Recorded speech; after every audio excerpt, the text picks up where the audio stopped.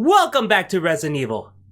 And I'm sorry it took this long. It's been a couple of years since I did the review for the first movie, but it's still the year of Resident Evil. Resident Evil 3 Remake came out earlier this year, so now we get to talk about the movie sequel, Resident Evil Apocalypse. Oh man, I was so excited for this movie. Sure, the first film was a disappointment and a piece of shit, but that ending made up for it. It's going to feature the Nemesis and my girl, Jill Valentine. She'll team up with Alice, who, when we left off, was wearing no underwear and she's armed with a shotgun. This is what I wanted for a Resident Evil movie. As long as it sticks to what made Resident Evil 3 Nemesis so great and not adding bullshit, then this movie will be amazing. Paul W.S. Anderson isn't the director this time around, but he is still the writer. Instead, the movie is directed by first-time director Alexander Witt, who barely directed any movies after this. Say what you will about that, but he worked on a lot of movies as a director of photography. These are some of the ones that he worked on. So let's take a look at Resident Evil Apocalypse. Ah! An eyeball!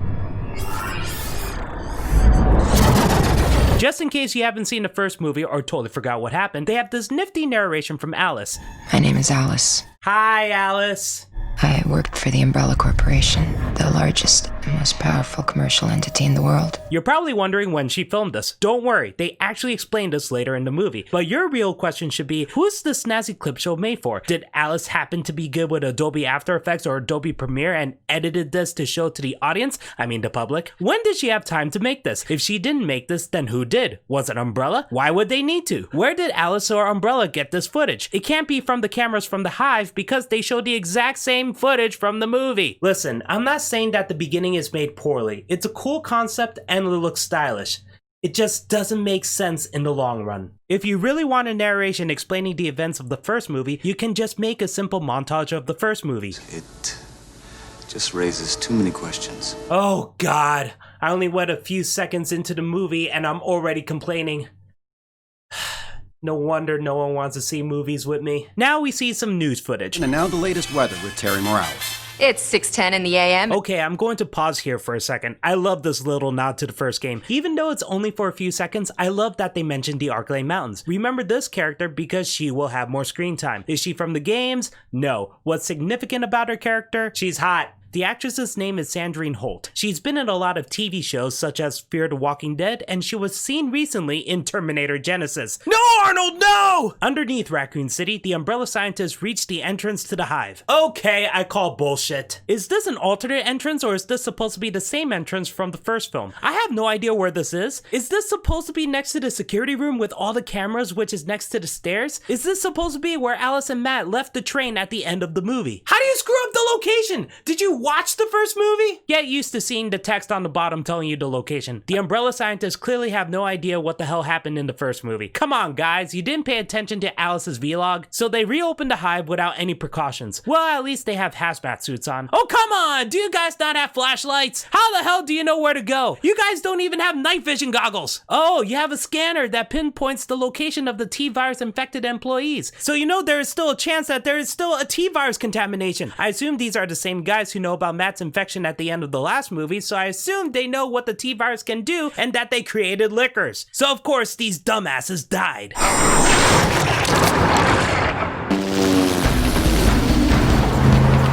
Yeah, thanks movie. Thanks for telling me that this is Raven's Gate Bridge. I don't give a shit. Things got out of control and Umbrella is trying to get all the higher-ups to safety. And one of the higher level employees is Charles Ashford. Hold up. Who is Charles Ashford? Okay, there's an Ashford in the Resident Evil games. 3 of them, in fact. And all of them were in Resident Evil Code Veronica. There's Alfred Ashford, the smug little prick. Alexia Ashford, the crazy bitch who was kinda hot in her first form because she was naked and on fire. This girl is on fire. And then we have Alexander Ashford, the father of both Alfred and Alexia. Alexander worked on the T-virus and he made clones that later became Alfred and Alexia. Alfred became insane and experimented on his own father, which transformed him into Nosferatu. Out of all bosses in that game, Nosferatu was the most terrifying. Anyway, let me repeat the question. Who the hell is Charles Ashford? I don't know if I should be happy that this is a reference to Code Veronica or be incredibly pissed that this is a reference to Code Veronica. Actually, I gotta mention this. It's cool that the windshield windshield is like a computer screen telling the guys who they have to pick up, what they look like, where they live, and also what employee level status they are. But I just want to know, why the hell is this information shown right before they picked up Dr. Ashford at his house? This information is shown right when they turned onto his driveway. My God, I've been complaining about everything and I'm only 5 minutes in. Charles Ashford is played by Jared Harris. He's a fantastic actor, which means in a movie like this, he'll probably be dead. I have to get my daughter. It's been taken care of, sir. Wait, no, stop. What are you doing? Look, you don't understand. She's already left for school. Umbrella is going to extract Ashford's daughter as well. Her name is Angela Ashford. Ugh. I'm in a glass case of emotion! Okay, so we have two people in this movie whose last name is Ashford and they have something to do with Umbrella. But they are nothing like the Ashfords from the game! Why? Why do you have asked this? Why is the last name Ashford? Why did you say that name? Why couldn't he be Alexander Ashford and she be Alexia Ashford? That would have been awesome to set up for future movies. Umbrella extracted Angela. Can you stop showing us the names of these places? We know it's a school in Raccoon City. We're not that dumb. Huh. Even though the infection didn't spread this far, the city looks dead already. Nothing could possibly go wrong. Yeah, that's unfortunate.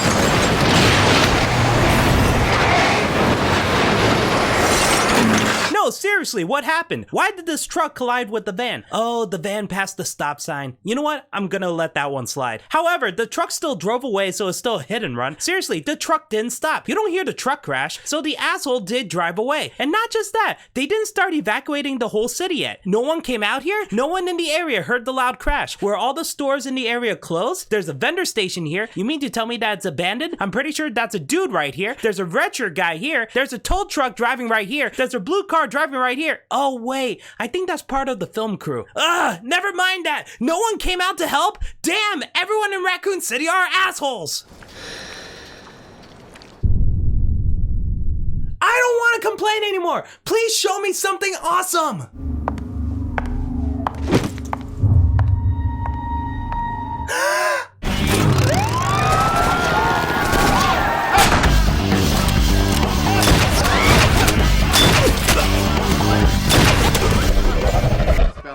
Woo! Thank you! Jill Valentine, she's perfect! They nailed the look! I remember when Resident Evil 3 Nemesis came out, people criticized about Jill looking too sexy. I get their complaints because if you're in a zombie apocalypse, this getup is not suitable. She could get bitten pretty much everywhere. Whatever, Jill Valentine doesn't give a shit, and I thought Sienna Guillory portrayed her well. However, I have to go back to complaining again. So Jill Valentine knows that the infected people can only be killed by shooting them in the head. How does she know that? Apparently the events of the first game happened in these movies. If you look closely at the newspaper articles, it says she was suspended over false reports of zombies in the Arklay Mountains. So you mean to tell me that instead of a movie with Jill Valentine in the Spencer estate, we get a disappointing movie with characters that are not from the games? To be fair, I like this nod to the games, but it sucks that the first T-virus infection happened not in the Hive, but in the Arklay Mountains. Also, if an incident with the T-virus has happened before, why are Umbrella personnel still clueless and end up making shit worse? Everybody is a goddamn moron.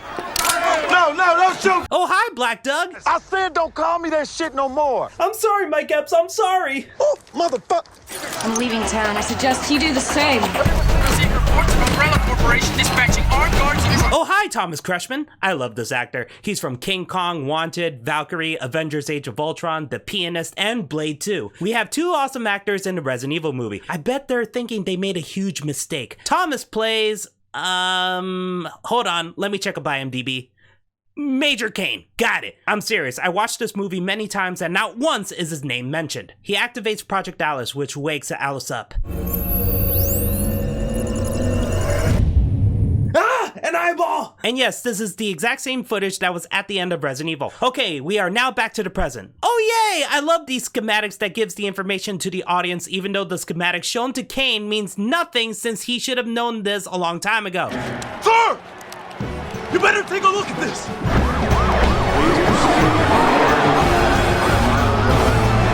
Okay, Okay, so what did you want him to see? That a lot of people are trying to go through the gate? Is that it? Jeez, you're just wasting the guy's time. He has to see more pointless schematics. Also, when did they build a wall around the city? Was the city always walled off, or did it just happen today? Because I didn't see it in these shots, so I assumed they built the wall right after the evacuation started. I understand they're scanning each and every single person to see if they're infected, but don't you have that nifty technology that shows all T-virus infected people in a radius? Why don't you have a couple of guys with those scanners quickly scan the people so you can make the evacuation process faster? Not to mention, you can eliminate the ones who are about to turn so shit like this doesn't happen. I assume they only have that one scanner. Umbrella doesn't want to blow their budget. I understand. Then we cut to this one woman who's not important in the movie. She's being chased by these zombies up the stairwell and... oh god.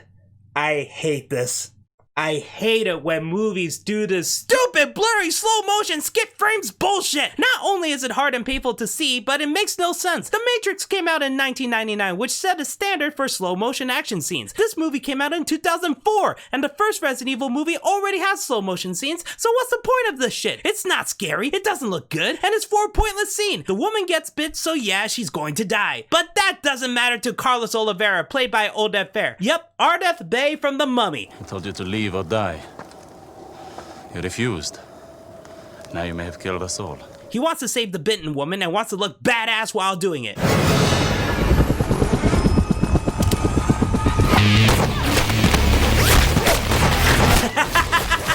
Okay, not only does this guy have the most amazing accuracy, but he was in the air for about 20 seconds. Take us down! Down now! Wait, why is the helicopter flying away? You're all ordered to go straight to Ravensgate Bridge. I'm pretty sure Carlos just wants to pick up the woman and get to the chopper. We can help you! There's no going back. No! What a bitch! So you got Carlos jumping off a helicopter for you, but you were going to kill yourself anyway? Why didn't you just jump off the building in the first place? You could have jumped here or anywhere here, but you decide to waste everyone's time? And by the way, Carlos, how are you going to help this woman? You don't have the antivirus on you. The helicopter is already flying away. She's going to die anyway. In other words, this scene was pointless and this team is going to die. Oh, I forgot to mention that Nikolai is a character from the game and he's played by Zach Ward, the bully in A Christmas Story. Don't worry. I'll get to talk more about him later. Back at Ravensgate Bridge, Jill meets up with Peyton, a STARS member who is not from the games. Shit goes wrong when one guy turns into a zombie.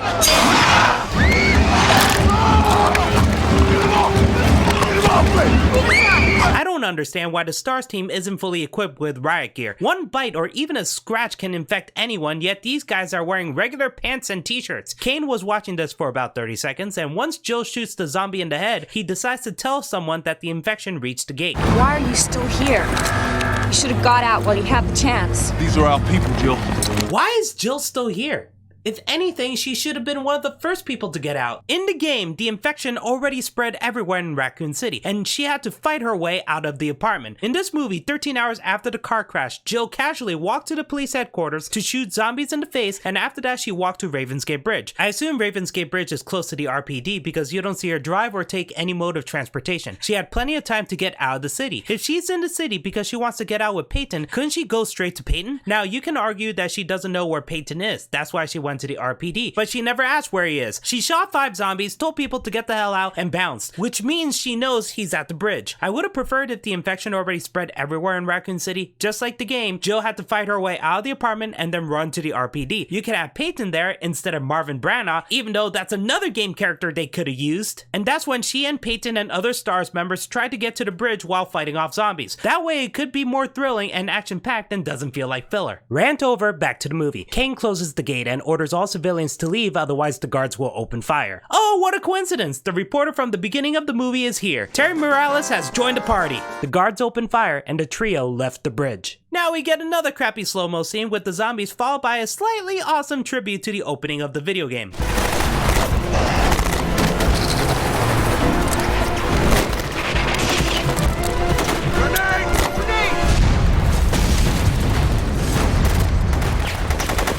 Okay, so now the action is getting intense. And the action is immediately cut short because we have to see Kane and Ashford talk. I was instructed to get you and the other scientists out of the hot zone. You're too important to Umbrella to be put at risk. I'm not leaving without my daughter. If he's that important, then just force him on the helicopter. Knock him out. He's an old man in a wheelchair. You're Umbrella. You're evil. Do this. But nope, Kane agrees and decides to leave him alone unsupervised in a weak-ass tent. Yeah, he's important, alright. Ashford has a nifty hacking software. He's trying to find his daughter, so he uses the CCTV to try to track her down. It turns out she's in the school, which is kinda odd. Was she in the school for the past 13 hours? Remember, she just got to the school when the evacuation of the Umbrella employees was happening. She got in a car crash, and no Umbrella employee tried to find her in that time? How far was the crash from the school? Was it that close? You would think she would try to run to the bridge or try to find someone who can help her, like go to the police station. Anyway, Ashford is looking for someone who can save his daughter, and of course he happens to find Alice. Aw, man. This is a bit disappointing. Couldn't this say Kendo's Gun Shop or Kendo Surplus even? Be a nice Easter egg for Resident Evil fans. Alice gets some clothes on and then experiences flashbacks while the virus inside of her is mutating. This flashback is unnecessary. Hell, some of it is footage from the first movie and it's already shown in the beginning of this movie. I hate padding like this. Ashford then tries to find more people who can save his daughter, so he sees that Jill, Peyton, and Terry arrived at Ravensgate Church. This location is not from the games, but it's kinda neat. A church would be a terrifying place to be in during a zombie apocalypse. The group meets up with this one guy who looks like Discount Alan Tudyk. Could have made this guy Dario Rosso. No! I'm not going anywhere! I'd rather starve to death in here than be eaten by one of those undead monsters! Now leave me alone! They then hear a noise in the church, so Jill goes to investigate. Jill stumbles upon a room with the old woman in the chair. Are you all right? What are you doing? Thank God it was a harmless priest instead of a zombie or someone with a gun. Jill would have been dead. Out of my way.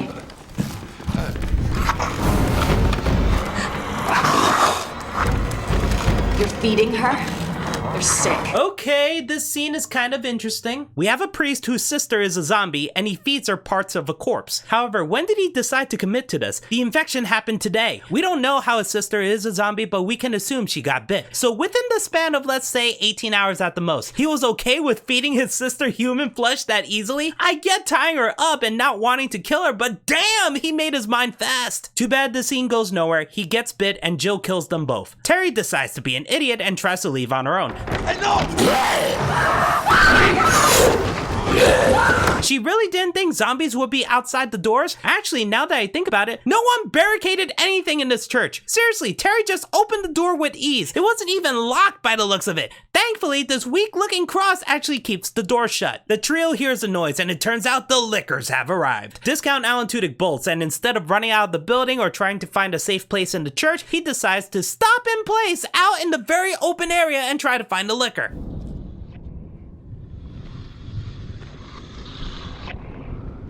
Okay, what's up with this ugly-ass predator vision? First of all, lickers don't have thermal vision. They're blind. They only have very good hearing. As long as you don't make a sound and walk away very quietly, you're safe. Unfortunately, Discount Alan Tudyk isn't that quiet and he quickly dies. This shot of Jill walking down the hall is awesome and it does remind me of the games. Jill gets the gun that was dropped from the dead Discount Alan Tudyk, and after a quick non-scary jump scare, she immediately wastes all the bullets in that gun, drops it, and runs away. What a pointless scene! She didn't even kill one licker on her own? She rejoins with Peyton and Terry, and they decide to kill the lickers themselves. The editing here is atrocious. What's with all these quick cuts and going back and forth with the licker vision? I had to watch this part multiple times just to realize that when this licker jumped at Jill, it actually landed near her, which moved the pew that could have crushed Terry, but it moved back more pews that actually stopped Peyton in his place. These lickers could have killed any one of these people. Actually, I thought Peyton would have died here. So the trio are all out of ammo, so what are they going to do?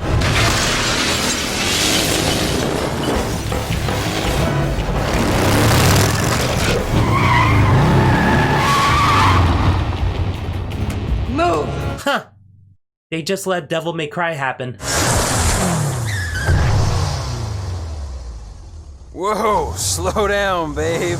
Seriously, this is Devil May Cry. Alice revs up a motorcycle, making it plow into one of the lickers, which makes it go straight up in the air. Then she shoots 2 bullets, which has the umbrella logo. Why do you need to show this? Which makes the motorcycle explode, killing the licker. Seriously though, this is a cool shot. Then she kills the other 2 with ease. I honestly think Paul Anderson wanted to make a Devil May Cry movie, but the crew is stuck making a Resident Evil movie sequel, so he decided to make Alice more like Trish. Who the fuck are you? Then we cut to Mike Epps. I'm sorry for not mentioning this earlier, but his character's name is LJ. Yeah, we were definitely wondering how he's going to survive this movie. GTA motherfucker! Oh, yeah! 10 points! Okay, I admit that was funny. Then he immediately crashes the car after seeing some hot topless zombie strippers. I don't blame him. He runs on foot, then we cut back to Carlos and his team shooting the zombies. This guy named Yuri gets bit. Carlos does a cool knife throw. The officers are getting easily overwhelmed. Again, I do like that this is a recreation of the opening scene in Resident Evil Nemesis, but I honestly don't like that these officers just stand there waiting to get bitten. If they backed up into a corner and there's no way out, I can understand them getting eaten. But it seems like that these officers could run away and join up with Carlos, but they choose not to. Actually, I'm surprised none of these officers try to run down the zombies with their cars.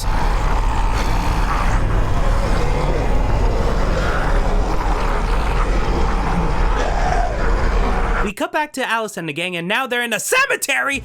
Why? Alice knows that this virus can reanimate the dead. Why on earth would you be in a cemetery during a zombie invasion? Hell, they waste time talking about killing Peyton here. Just get out of there!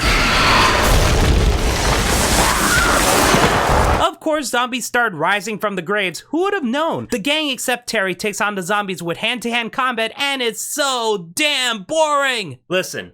If you have a movie with Mila Jovovich and Sienna Guillory kicking the shit out of zombies with hand-to-hand combat and make it boring to watch, you're doing something wrong! I'd rather just see the priest from Dead Alive kick zombie ass. I kick ass for the Lord!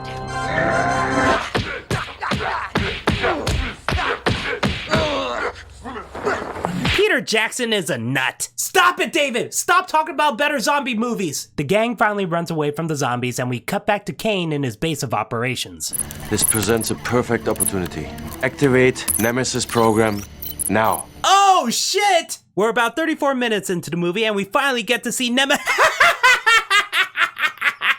Why? Did they really need the picture? Is that for his driver's license, Facebook profile, Tinder? It looks like he smiled for the camera. Okay, moving on.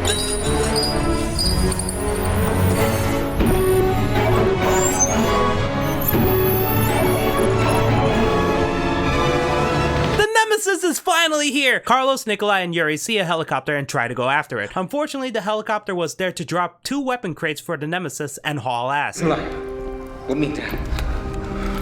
Okay, rest here. These weren't meant for us.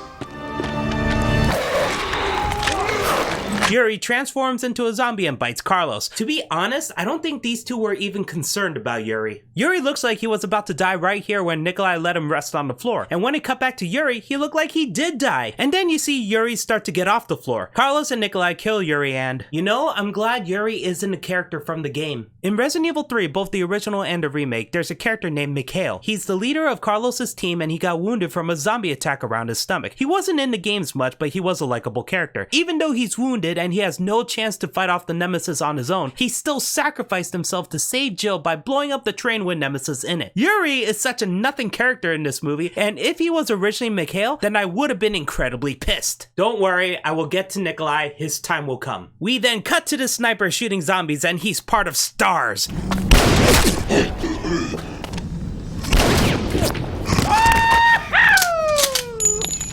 LJ is back! Don't shoot! Wait, he heard the sniper cocking his rifle? Did he not hear 2 rifle shots just seconds ago? And he didn't hear the female zombie behind him? What kind of selective hearing does he have? Actually, where did that female zombie come from? LJ goes to this car and I'm pretty sure both he and the sniper notice if there are any more zombies in the area. So that must mean that this female zombie was behind the car the whole time, out of view from the sniper and supposedly LJ. Why did she attack now? I mean, I know why, because of LJ being right there, but zombies are highly attracted to noise. She would have been moving a while ago towards the gunshots. I'm sorry, but this very short scene makes no goddamn sense to me. LJ enters the building and... Shit! Maybe I was safer outside. Okay, this part was funny too. Motherfucker, please, look. My shit is custom. Okay, I count 10 STARS members, which includes the sniper in this area, and none of them is Barry, Brad, Rebecca, Chris, or Albert. Jill and Peyton are STARS members as well, so that makes 12 altogether in this movie. I'll get back to this very soon.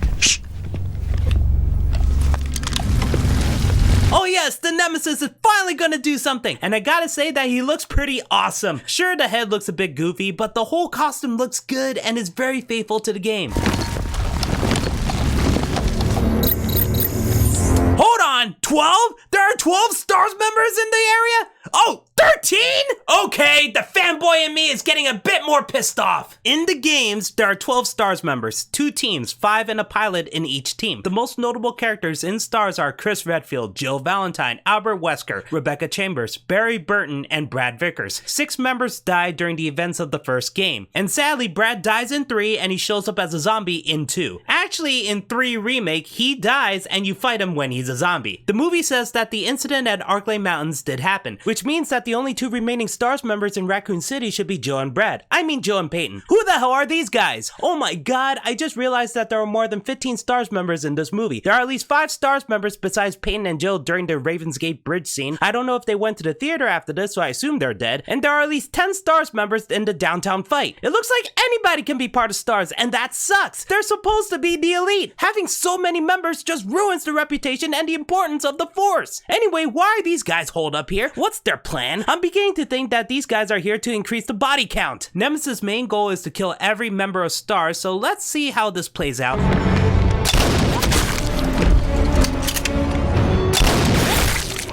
Aim for the head! Oh, he was able to shoot shambling zombies in the head with ease, but a walking giant is too difficult for him. Fuck!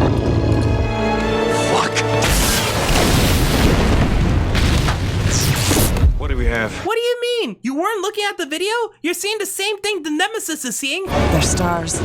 Special Tactics and Rescue Squad. They're the best.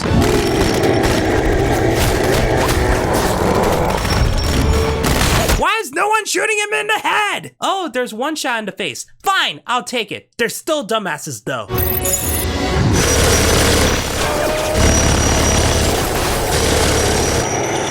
STARS. I'm beginning to think that this movie is a comedy. At least the Nemesis looks cool. The Nemesis leaves LJ alone because of no sport. We catch up with Alice and the gang. Alice answers Ashford's phone call. They agree to find his daughter before the city gets nuked. Oh, I'm sorry, sanitized. Be completely sanitized. What do you mean by sanitized? Precision tactical nuclear device. What yield? 5 kilotons. What does that mean? Are you kidding me, Terry? Alice said the key words, tactical, nuclear, and kilotons. You're telling me that doesn't paint the image of a nuclear bomb for you? You want to be a reporter? Hell no! Honestly, it feels like this movie thinks its audience is stupid, or they're trying to extend the runtime by adding in more seconds of stupid dialogue. So what do we do now? I think we should be out of here by sunrise.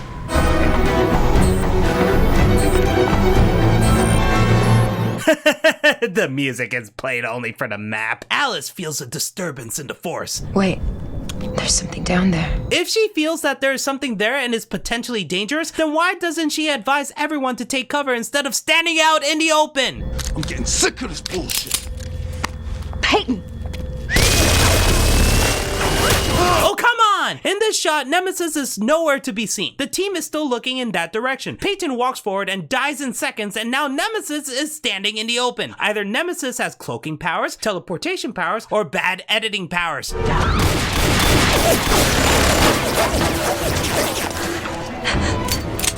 Run.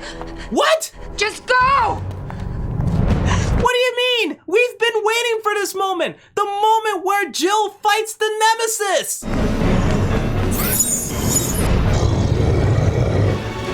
Gentlemen, this is what we've been waiting for. The Nemesis program is now fully activated. What? Oh, hell no! Listen! Nemesis is Jill's Nemesis, okay? Nemesis chases Jill throughout Raccoon City and never stops. Every time Jill takes him down, he eventually gets back up and gets stronger and angrier and more relentless and will chase Jill to the ends of the earth until either one of them dies. The very fact that you have Jill run away like a coward and have Alice fight him solo is disrespectful. I thought both Alice and Jill have to take him down together. That way we have 2 badass women trying to kill this unstoppable monster. But no! You make Nemesis more personal to Alice than Jill, and that pisses me off! So how's the fight?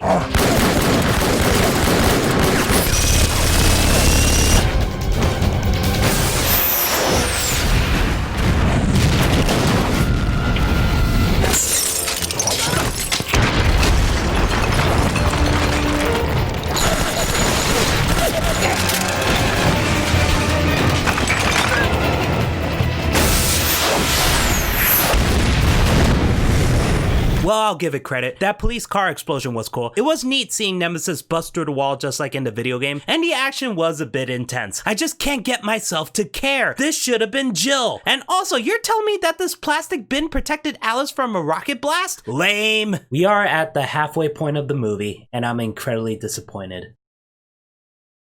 Let's move on. Terry meets up with Jill. Actually, I'm surprised Terry managed to get to Jill without encountering a single zombie. And Jill, can you please close the door? What if a zombie attacked you?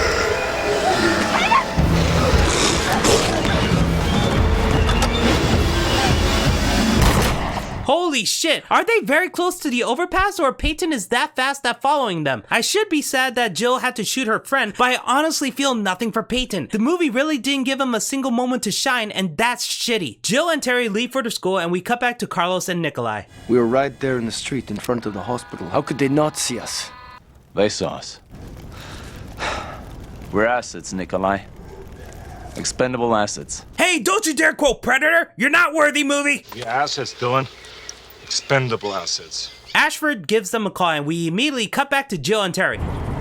Stop! I'm not one of those things. Climb aboard. Now LJ has joined the party.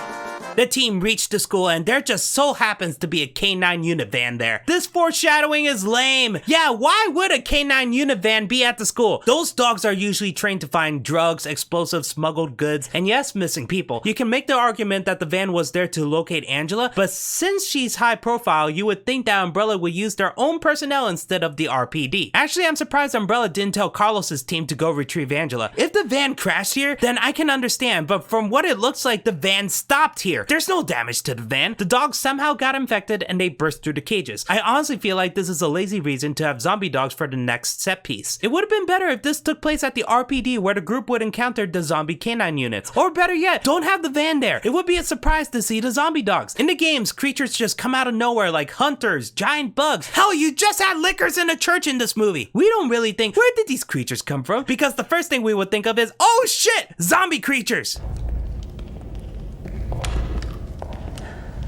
We're gonna have to split up to search this place. What's up with people splitting in movies like this? You know it's a bad idea! I hate it when movies and games do this. I understand it's to cover more ground, but if one person gets overwhelmed and dies, then all that groundwork means shit. I can understand if she's working with other people with skill sets similar to her so they can split up, but she's paired with a useless weather girl and LJ who just happens to be very lucky at surviving the night. Forget it. Forget it. I'm not going out there by myself. See? Terry gets it. I can go with you. You, take the first floor. You, take the second. I've never shot a gun before. There's nothing to it.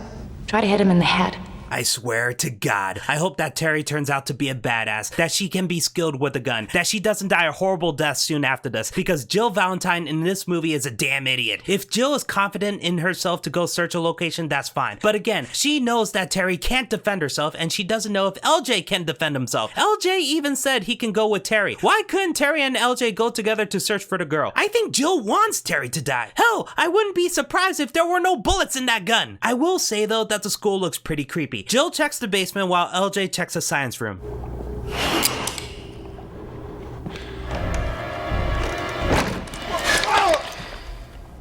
I see you, mother. Holy crap, Carlos was behind him. Are you a ninja? I didn't even hear your footsteps. Okay, now Carlos has joined the party. So you two are gonna join up with Terry, right? Right? Why is Terry going down the steps? Oh, because she heard the gunshot and she's going to meet up with LJ. She's smart. Why are you in this classroom? You didn't hear the gunshot? You're actually trying to find Angela on your own? Angela? Alright, we know this isn't Angela. She doesn't. But if Angela didn't turn to you when you called on her, what makes you think it's a good idea to get that freaking close? We're gonna take you home. Hold on, were the children always there? Was Terry so blind that she didn't see zombie kids in the room? Or did the zombie kids teleport into the room? Were they walking in as soon as Terry started speaking to the zombie kid and she has terrible peripheral vision? Oh my God. Terry has left the party.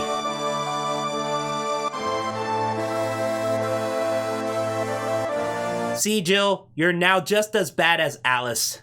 You let someone die due to your ignorance. Terry didn't even shoot the gun once. Now remember this shot because we are going to go back to it very soon. Jill heard Terry scream and quickly went to the classroom where Terry got mauled. The zombie children aren't here, but at least there's Angela. Wait, what? I've seen what they do. Are you Angela? Yes. We should hurry before they come back. Please tell me that Angela wasn't in that room the whole time, because if she was, she just let someone die. Okay, I haven't had a camcorder in ages, but why would it play the footage of the zombie children eating Terry? Remember when I said to remember this shot? That means that the camcorder was recording the whole time. Now we're here maybe a minute or two after Terry is eaten. We don't know exactly how long it took Jill to get here. So as Jill is about to pick up the camcorder, we see that the camcorder is playing the footage instead of recording, which means that someone manually stopped recording and pressed the play button. If there was no more tape, yes, the camcorder would stop recording, but it wouldn't automatically go to view video mode. I understand if Angela touched it, but it looked like no one touched it. And again, it looks like Jill didn't care that Terry died. Also, the zombie children don't show up again at all. I guess we can't show violence against zombie kids. Lame. Now Angela joins the party. And she's no Sherry Birkin. She knows information, but she decides not to tell it until they're in danger. Like if there are zombie dogs in the area they're heading into. Those things are in here. Them. Why do you have to play the pronoun game? You can't say the word dog. Stop making Jill look useless. Oh, Nikolai, that's great. Good save.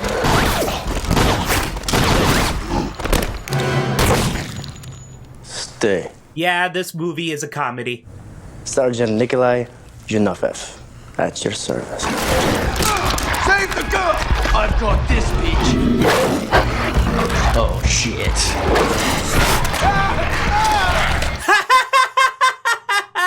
And now Nikolai is dead. Now let's talk about his character. Nikolai is a piece of shit in both Resident Evil 3 original and remake. He is a part of Carlos's crew, but he has his own agenda. He is gathering research data on bioweapons, especially the Nemesis. He keeps making it tough for Jill and often try to get her killed. Even though Nemesis is the main villain of Resident Evil 3, Nikolai is the secondary villain. In Resident Evil 3 original, he can die in a helicopter or by the Nemesis. In Resident Evil 3 remake, he was left to die on a rooftop when Raccoon City gets nuked. This is not that Nikolai. I expected him to double cross both Carlos and Jill in this movie, but nope, he was just a regular soldier and he died a hilarious death. I do like Zach Ward, but he was horribly miscast. Actually, why isn't Thomas Kretschmann Nikolai? It would have made more sense. He's part of Umbrella, he wants to gather data on Nemesis, he's the main villain of the movie, and his German accent is way better than Zach Ward's fake Russian accent. The only good thing about this Nikolai is that Zach Ward managed to make him more likable than the video game counterpart. Unfortunately, as a whole, it doesn't work. Oh great, we're ripping off the kitchen scene from Jurassic Park. Jill kills a zombie, fights off one of the zombie dogs, and fills the kitchen with gas. Finally! Are we actually gonna have a badass Jill Valentine scene in this movie? Yes. Yes. Yes. Yes!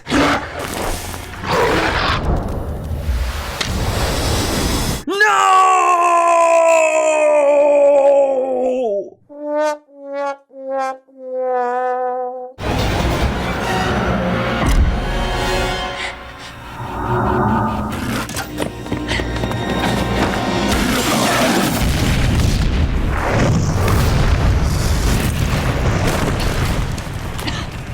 Stop making Jill Valentine useless!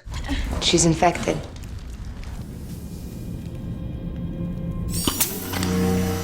The cure to the T-virus. There's a cure? How did you get this? When I was little, I had to walk on crutches. Why do they want to talk here? Are all the zombies in the area dead? Wouldn't the loud explosion attract more zombies? Did Alice pull an Anakin Skywalker and kill all the zombie younglings? Don't you guys have a time limit? Do we really need to know Angela's backstory now? Carlos and LJ bust in. I'm sorry. His face. Look at his face. I know he's infected, but the fact that he's pointing the laser at Alice's chest while making that face makes it look like he's horny as hell. When were you bitten? 3 hours ago. What the?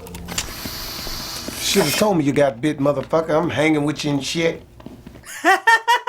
Okay, my guess is the most enjoyable part about this movie. The gang now has to make their way to City Hall to get the last chopper. Kane knows about Ashford's betrayal even though he shouldn't be mad at him. Kane wanted to use Nemesis. Ashford made that easier. Alice tells Carlos about the whole situation even though it's to tell the audience just in case we're stupid enough not to follow the movie this whole time. And here's her narration from the beginning of the movie. My name is Alice. I worked for the Umbrella Corporation.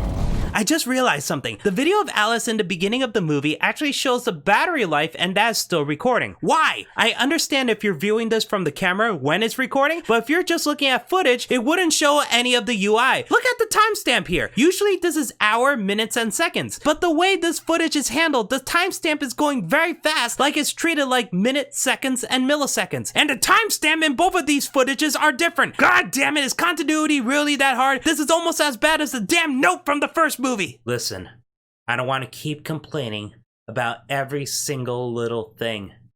I'm getting tired. We're about to see the finale. We're about to see a big showdown with Nemesis. Let's move on. The gang reaches the helicopter base. A sniper is about to kill Carlos when... Okay, I actually like that. But how did she get to the roof so fast? Did Alice avoid all the guards below just to get to the roof? Did she find a ladder or stairs that no one was guarding? Does Carlos and the gang know there's a sniper on the roof? If they did, then they were incredibly reckless. And now she's rappelling down the building.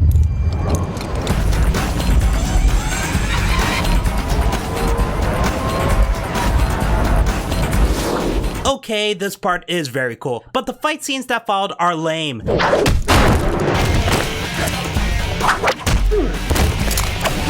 I am impressed that Milo Jovovich did these stunts. Unfortunately, it's not shot or edited well. The coolest part is when she grabbed the knife in the air and stabbed the guy.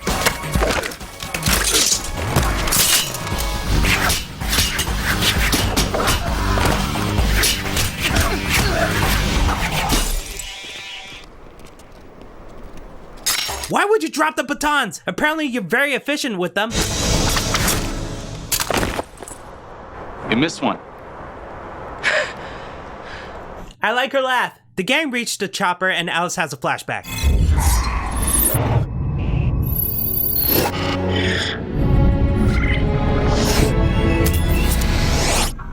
We have to hurry. We're okay, we have time. No! Carlos, what the hell? We have time? You want to cut it short then? That's the dumbest thing I heard in the movie where you have a time limit. I said take off! What's the rush? We've been expecting you. The gang gets captured and Alice is forced to fight Nemesis. Fight him. What is this, Mortal Kombat? Alice refuses, so Kane shoots Ashford. Now Alice agrees to fight. That was fast.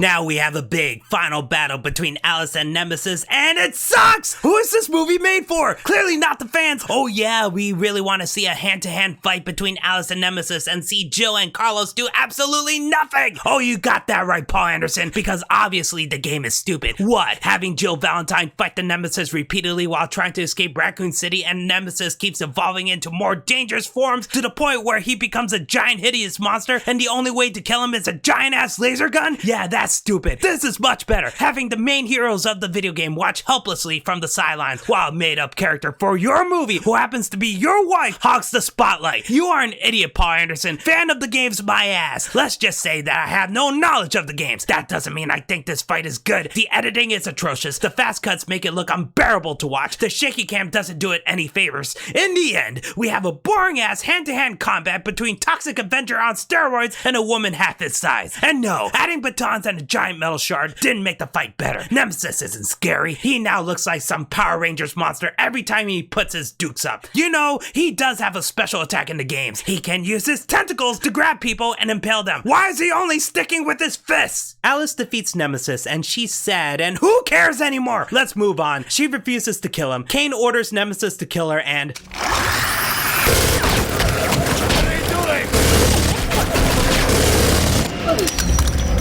The main villain of Resident Evil 3 is now an ally in this movie. He fights for good. I got nothing. This movie just keeps killing me and killing me. No, I can't give up now. We're almost done. Let's move on. Now we have the final shootout. Alice starts shooting at dudes, Carlos and Jill finally do something and they start shooting at dudes. Seriously, what's the point of wearing the armor if they don't defend against bullets? The nuke is on its way in 5 minutes. Why haven't you been taken off? Because I usually drive a Cadillac. God bless you, Mike Epps. Oh right, back to shit. Seriously, how many soldiers are here? Now 2 choppers?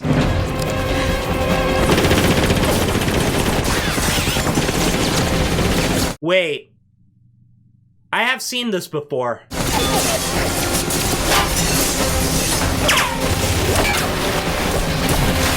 Yeah, this looks very familiar.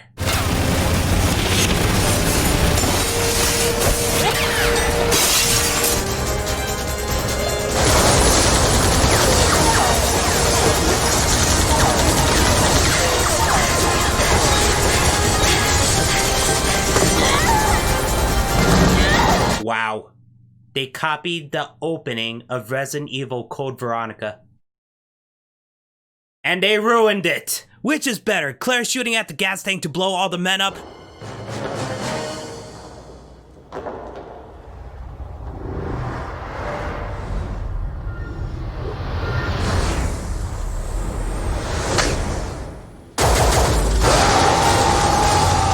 Or Alice doing some half-assed John McClane bullshit on 3 men.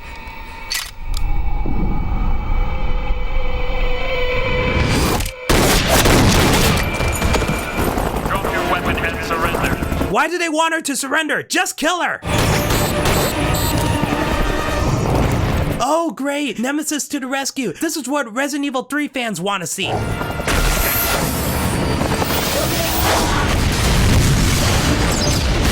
Oh shit! He got both choppers with that one rocket. That's actually impressive. Aw, Nemesis gets hit by the chopper. Well, Alice is still fine. I'm sorry. Wait, she only got a tiny cut on her head? Where did the helicopter rotor go? It looked like it hit her on the right side of the body. If anything, that cut should be on the right side of her head. Oh, stop acting hurt, Alice. See? She's fine in 10 seconds. What a baby. Alice drops Kane. Ashford is now a zombie. Kane grabs a gun and tries to kill as many zombies as he can. And when he finally decides to kill himself, he is out of bullets.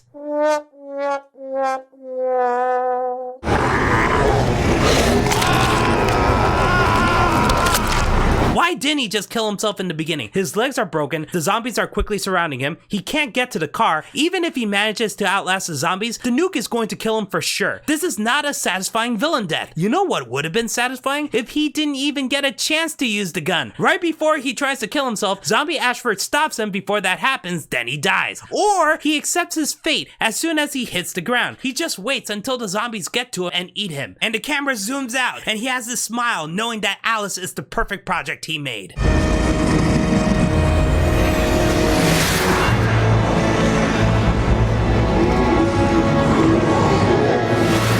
The missile finally explodes. Huh, would you look at that? It almost took 5 minutes. Good job, movie. And yeah, the explosion is pretty cool.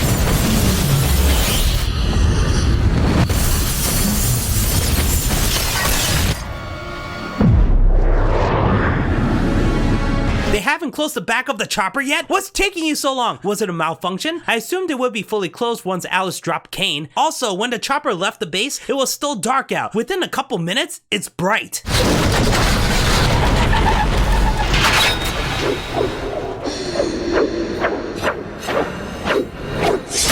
Alice have to block it with her body. She proved that her reflexes are so fast that she can grab knives and guns very quickly. I'm pretty sure she could have grabbed that bar with ease. Anyway, the chopper crashes into the Arklay Mountains. Only Alice's body is found. Carlos, Jill, Angela, LJ, and apparently the pilot decide to leave Alice behind. Umbrella takes Alice's body. Terry's footage of the incident is shown to the media. Umbrella declares it a hoax and fake news. 3 weeks pass and now we see Alice in a— oh shit, that must be uncomfortable. What are these tubes for? They're hooked up to her seat. Oh, that's nasty. And yes, this guy is Jorah from Game of Thrones. I don't understand why they keep making that CGI body here with bigger breasts. Her boobs are not that big. Her body is beautiful. This scene here reminds me a bit too much of Alien Resurrection.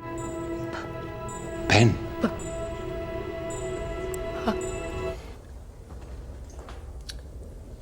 Fork.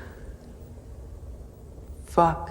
I'm glad that Alice isn't a clone because that would be so stupid. She gets her memory back. My name is Alice. She said this line 3 times in the movie. Drink every time she says this line in the series. She beats up people, she threw taser darts back at a guy. She now has this power to change all monitors to show her, and she looks at the camera and kills the guy by doing the Kiss of the dragon. and with her mind? She's psychic now? She goes outside, a squad stops her, but a car pulls up revealing Jill, LJ, and Carlos. Okay, why don't these assholes recognize them? I understand not recognizing LJ, but Jill and Carlos were on the news. Seriously, you're buying this? What a bunch of morons! The gang takes Jill in the car and drive off. Wait a second, this is the shot used in the beginning of the movie. Forget about it, David, you're almost done. Jorah is fine. Not sure why Alice didn't straight up murder him. I know why. Sequels. The gang gets stopped at the gate and Jorah just lets them go. Program Alice activated.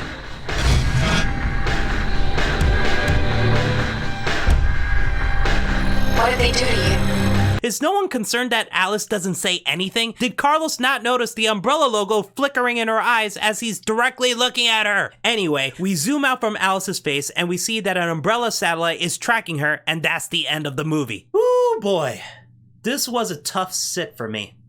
Even if I have no knowledge of the games, I still wouldn't like this movie. For a zombie movie, it isn't scary. For an action movie, the action scenes aren't good. The majority of the characters aren't likable. None of it makes any sense and not in a fun way. The editing is terrible and the movie's so damn boring. It's a big downgrade from the first movie, and that one was trying to do its own thing. As a big fan of Resident Evil 3, this movie is an incredible disappointment. It pisses me off so much. The heroes of Resident Evil 3 are treated like they're nothing, and Nemesis feels like an afterthought. This movie is only about Alice, and it made me hate her. The only good things in this movie are Jill and Nemesis look like the characters from the video game, the explosion of Raccoon City, Alice rappelling down the building, and Mike Epps making me laugh. Actually, there is another good thing. The ending got me interested. Alice is now under control of Umbrella, which means that she will betray Jill, Carlos, LJ, and Angela, and I hope that Angela will become insane like Alexia from Code Veronica. Yeah, this movie is bad, but it honestly can't get any worse, right? Right?